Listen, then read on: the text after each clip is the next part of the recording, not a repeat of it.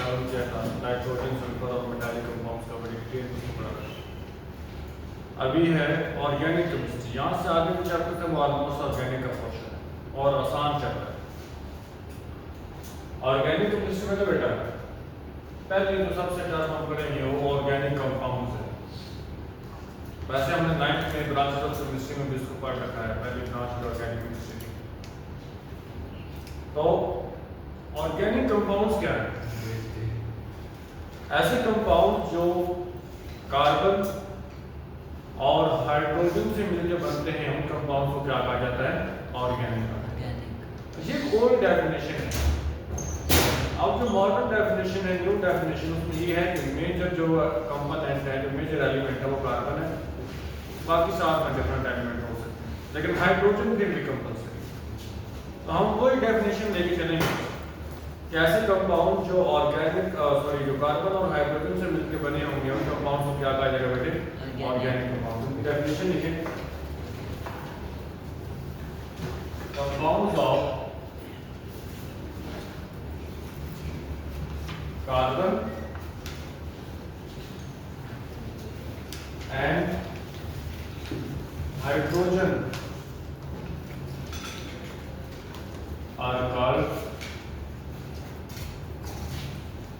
organic compound। अब चूंकि ये कार्बन और हाइड्रोजन से मिलकर बनते हैं, इसलिए इनका दूसरा नाम रखा जाता है, दूसरा नाम लिया जाता है हाइड्रोकार्बन। तो सेकंड बेटा हमारे पास जो कमेंट है या पॉइंट है वो है दे आर आल्सो कॉल्ड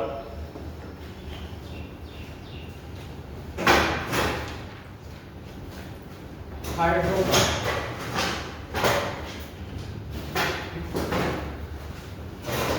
अब इसमें ना बेटा कुछ एग्जाम्पल हैं, जैसे सबसे कॉमन एग्जाम्पल हमारे पास है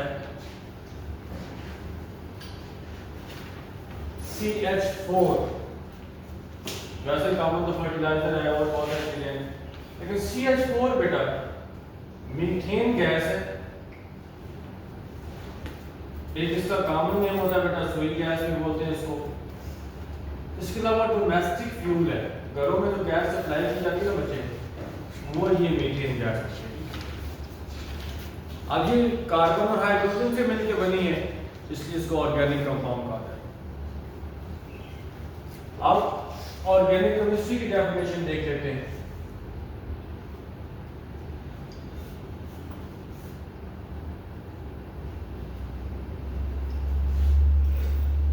ऑर्गेनिक केमिस्ट्री क्या है बेटा?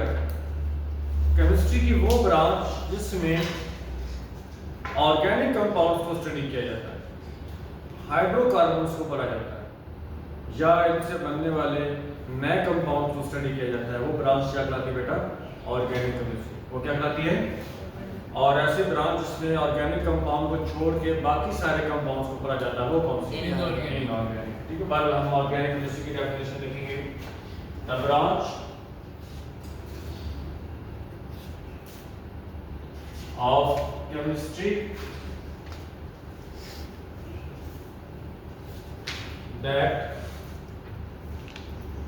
deals with the study of organic compounds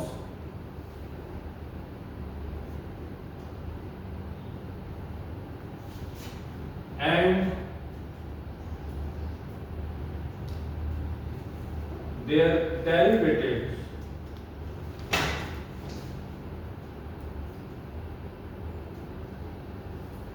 is called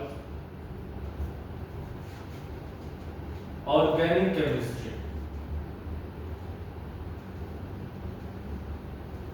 ठीक है बेटा? अच्छा, यहां पे ना कुछ एक्सेप्शंस हैं।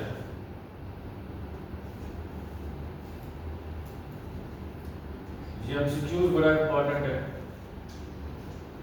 एक्सेप्शंस क्या हैं कि कुछ कंपाउंड ऐसे हैं जो बने कार्बन से, यानी उनका मेजर हिस्सा कार्बन है, बट फिर भी उनको ऑर्गेनिक कंपाउंड नहीं कंसीडर किया जाता। उनको ऑर्गेनिक केमिस्ट्री में नहीं डील किया जाता। वो कौन से हैं बेटा? तो बेटा कार्बन के ऑक्साइड्स हैं, मैं COX लिख रहा हूँ, carbon monoxide, carbon dioxide, carbonate, और बाइकार्बोनेट होते हैं बेटा। इसके अलावा साइनाइड होता है। ये ऐसे कंपाउंड्स हैं, और कार्बाइड भी होते हैं।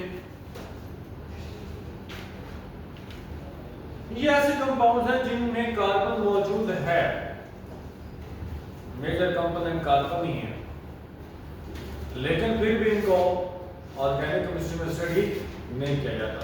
उसका रीजन क्या है बेटा? उसका रीजन इन्होंने ये दिया कि ये जितने भी हमने कंपाउंड लिखे हैं ना, इनमें हाइड्रोजन एटम डायरेक्टली कार्बन के साथ अटैच नहीं है।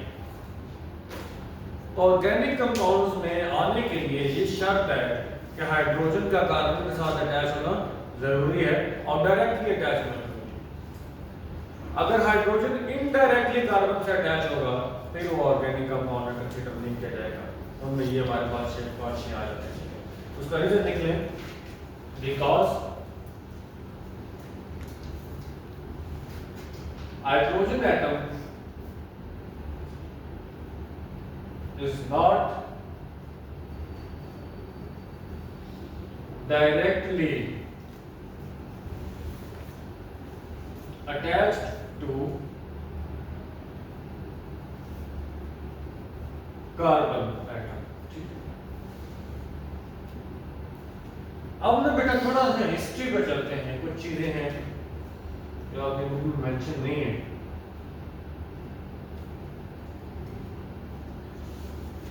हिस्ट्री में ना बेटा हमारे पास जो सबसे पहली टर्म आ रही है that is vital force theory.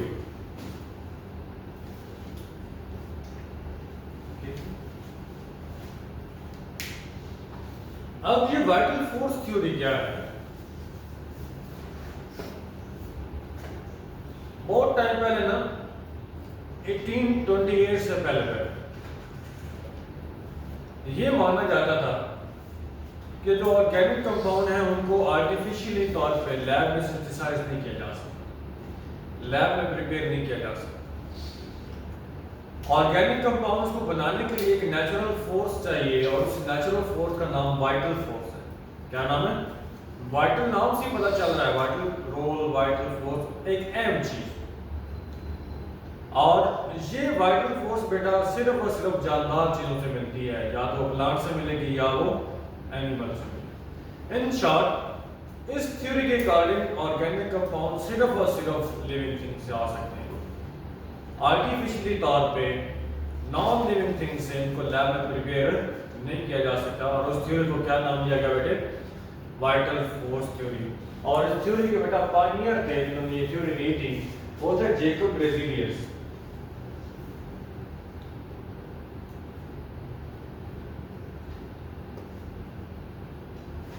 According to this theory, what is लिख लेंगे और 2-3 लाइन में।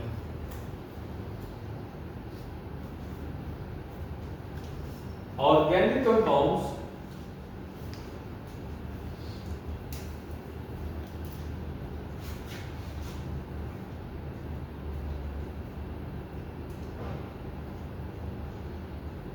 can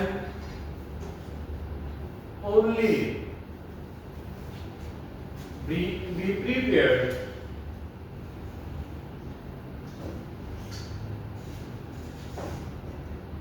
by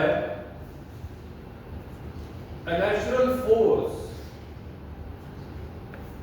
which is called,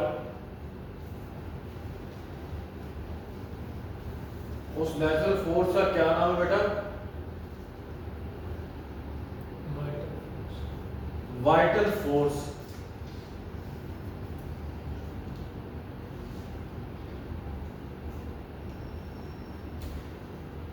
obtained through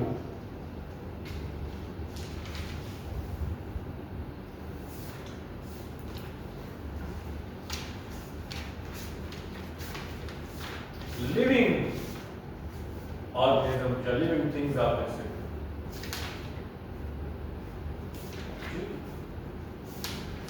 ये वाइटल फोर्स थ्योरी, अब इसकी रिजेक्शन है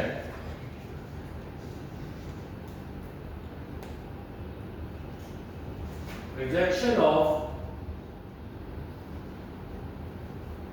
वाइटल फोर्स थ्योरी।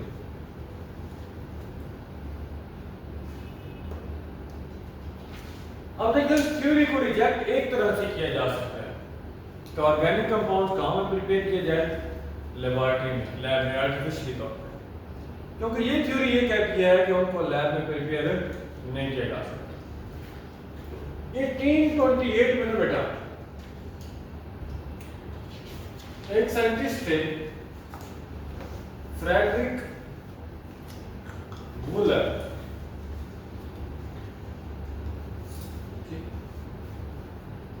इन्होंने इस थ्योरी को रिजेक्ट किया।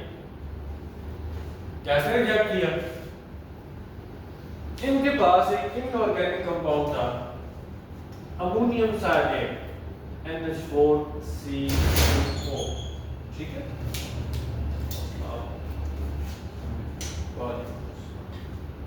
अमोनियम साइनेट। इन्होंने क्या किया बेटे, इस कंपाउंड को हीट किया और रीअरेंज किया। रीअरेंज से मुराद क्या होता है कि एलिमेंट्स को थोड़ा सा आगे पीछे अरेंज किया दोबारा से। जब इन्होंने एलिमेंट्स को रीअरेंज किया ना बेटे, तब एक नया कंपाउंड बना, दैट इज NH2CONH2।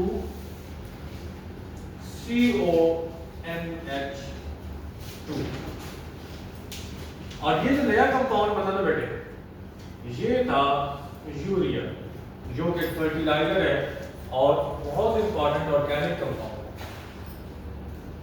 तब इन्होंने कहा कि जो वाइटल फोर्स थ्योरी है, ऑल्दो ठीक है ऑर्गेनिक कंपाउंड नेचुरली मिलते हैं, बट उसके साथ साथ इसको कहाँ पे बनाया जा सकता है बेटा, लैब में बनाया जा सकता है, आर्टिफिशियली तौर पर सिंथेसाइज किया जा सकता है। तो ये जो वाइटल फोर्स थ्योरी वाली बात है ये रॉन्ग है, ये गलत है। In 1828 Friedrich Wohler rejected this theory। यहां से स्टार्ट कर रहा हूं।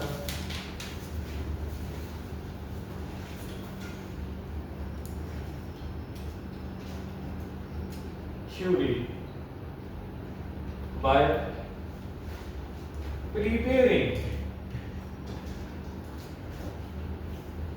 an organic compound। जब ऑर्गेनिक कंपाउंड लिखो तो ब्रैकेट में यूरिया लाजमी लिखना, ताकि आपको याद रहे। Urea in laboratory.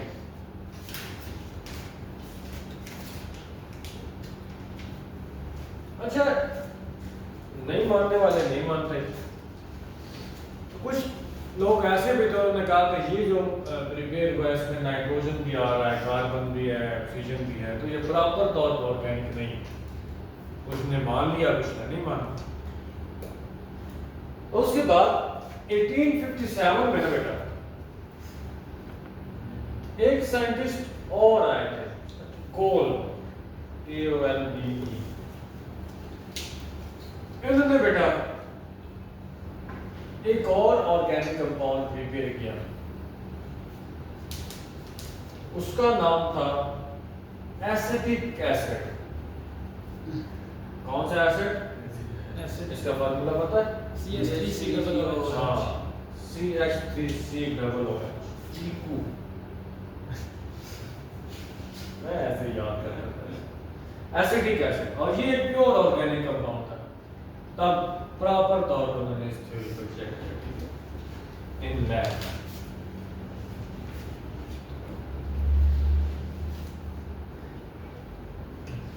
तो ये बेटा हमारा आज का लेक्चर था। इसमें अगर आपको कोई क्वेश्चन है तो आप लाजमी पूछें, कोई डाउट है तो मुझे